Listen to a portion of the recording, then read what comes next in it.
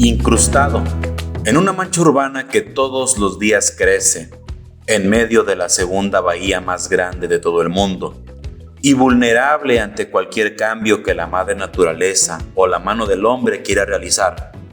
Ahí está el estero El Salado, disminuido, pequeño, pero más vivo que nunca. Declarado como área natural protegida desde hace más de 20 años, el estero El Salado es el último pulmón y riñón que tiene Puerto Vallarta. Sin embargo, su futuro, que para algunos es incierto, depende de los intereses voraces de las autoridades y desarrolladores inmobiliarios y lamentablemente no cuenta con las suficientes voces que lo defiendan a capa y espada. Sin embargo, dentro de tantos intereses económicos que existen alrededor del estero, hay figuras que se han mantenido firmes y que lo han defendido a pesar de que casi lo hacen por amor al arte. El equipo de GST Medios platicó con el director del Área Natural Protegida Estero El Salado, biólogo Jaime Torres, para conocer qué ha pasado con el estero, qué es lo que viene para el Área Natural Protegida y cómo lo ve en el futuro próximo. Hay tres tipos de terrenos. Es el área natural protegida, están los terrenos del gobierno del estado, que son los colindantes por el que ingresamos. Ese es un terreno colindante. Si alguien ha visitado el estero del Salado, al cocodrilario que existe aquí es terreno colindante. Y fuera de este polígono de terreno de ANP y terrenos colindantes se encuentran terrenos que ya son propiedad privada. En esas propiedades privadas se están desarrollando actividades de diferente tipo, ¿no? Incluso educativos, comerciales, habitacionales, se están desarrollando y sí pueden tener afectaciones como la mayoría de ellos a través del Reglamento de Ecología Municipal y de Desarrollo Urbano del municipio de Puerto Vallarta están obligados a hacer sus estudios de impacto ambiental, todos están obligados. Una vez que se hacen, se determinan cuáles van a ser los impactos dependiendo de los materiales que se usen y de las actividades constructivas que se realicen y de la cantidad de personas que vayan a trabajar en ese lugar, se estiman los impactos que se van a generar. Se van a generar residuos, se van a generar heces fecales, se van a generar tal vez cacería porque las personas se van hacia atrás de la obra y se meten a cazar, se van a generar residuos que no quedan colocados de manera adecuada dentro de la obra y no se los llevan al camión recolector, se dispersan. Entonces todos esos impactos pueden llegar de manera indirecta hacia el estero si no se cuenta con una supervisión constante por parte de la autoridad de esas obras. Entonces es muy importante que la autoridad esté supervisando esas obras de manera permanente para evitar afectaciones al área natural protegida. El crecimiento de los desarrollos de manera desmedida en los terrenos alrededor del área natural protegida ha generado miedo en quienes todos los días se preocupan por el futuro de este espacio natural. Y para Jaime Torres, mientras más gente observe lo que ocurre, menos posibilidades hay de que el estero desaparezca. Desde el inicio de parte del crecimiento turístico habitacional en Puerto Vallarta, e incluso en todo México, los esteros siempre han sido deteriorados, siempre han sido fraccionados por el crecimiento habitacional, urbano y turístico. ¿Por qué? Porque son lugares que se encuentran cercanos a la costa, son lugares que tienen presencia de agua dulce todo el año y sobre todo recursos naturales que pueden ser aprovechados. En el caso de Puerto Vallarta, específicamente en el estero del Salado, porque también hay otros esteros pequeños, en el estero del Salado en los años 60 se perdió casi el 50% del ecosistema. Inicialmente este ecosistema era más grande de lo que tenemos ahorita. Sí se afectó, se fraccionó por el aeropuerto, por la Marina Vallarta, por desarrollos turísticos y habitacionales. Sin embargo, lo que existe en este momento se encuentra protegido bajo un decreto de categoría de protección con un uso para la conservación. Por lo tanto, al interior del área natural protegida ya no puede haber afectaciones directas.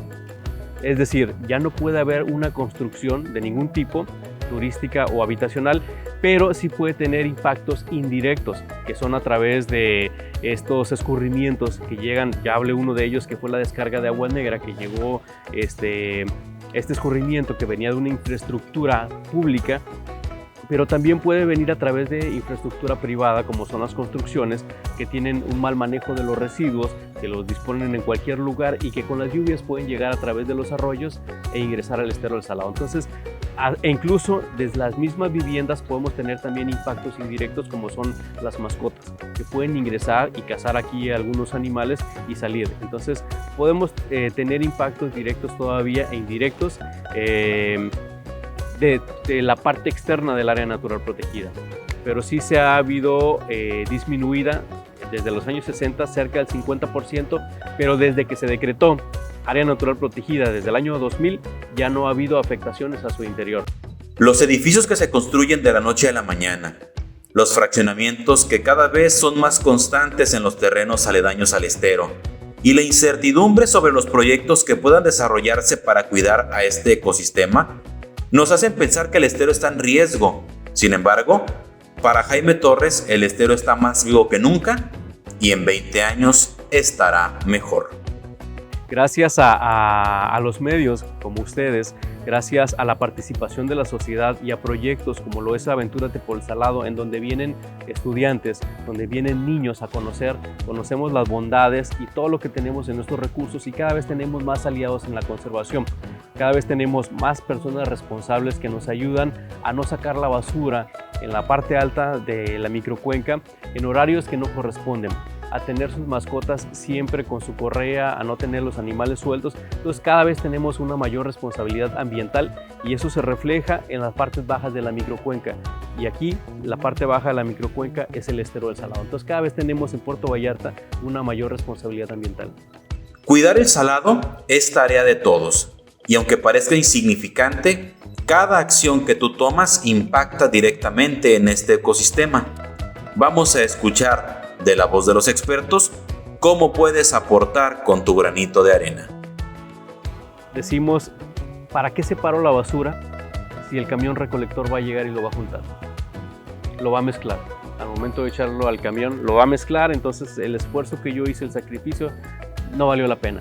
Sí vale la pena, déjenme decirle que sí vale la pena mucho. Nos falta un poco darle más información a la gente en este respecto, porque si tú separas las latas de aluminio en una bolsita de lo que generas en tu casa, esas latas ya no se las va a llevar el camión recolector. Y si está en una bolsita separada, el señor, créeme que se lo lleva completo. El envase de PET, si lo separamos, pasa lo mismo. Hay gente que se la pasa en las calles recolectando envases de PET y también se lo va a llevar. ¿Qué va a pasar? Ya no va a romper el resto de la bolsa o la bolsa grande para poder separar esos envases de PET. Ya no va a llegar la mascota de los vecinos que anda suelto, o una mascota que no tiene propietario pero que tiene hambre y que esa bolsa tiene alimento, ya no la va a romper para sacar el alimento. ¿Por qué? Porque tenemos una bolsita pequeña, aparte que tiene únicamente los residuos de alimento. Entonces este ejemplar, ya sea perro o gato, únicamente, o mapache también puede ser, únicamente se come el residuo de alimento y lo demás ni lo toca. Entonces ya no se dispersaron las latas, ya no se dispersaron los envases de PET, ya no tenemos bolsas dispersas. Llega el camión recolector y se lleva únicamente lo que ya es basura, lo que ya no tiene un valor económico. La lata tiene un valor económico, el envase de PET tiene un valor económico y el alimento puede ser también incorporado a una cadena productiva. Por ejemplo, anteriormente algunos hoteles lo llevaban hacia la engorda de cerdos. No sé si continúe, pero pues en algunas casas, en los ranchos, así se hacía. Ahora ya no se hace, pero bueno, puede funcionar de esa manera. Nos ayuda a que los animales ya no rompan las bolsas y no se dispersen los residuos.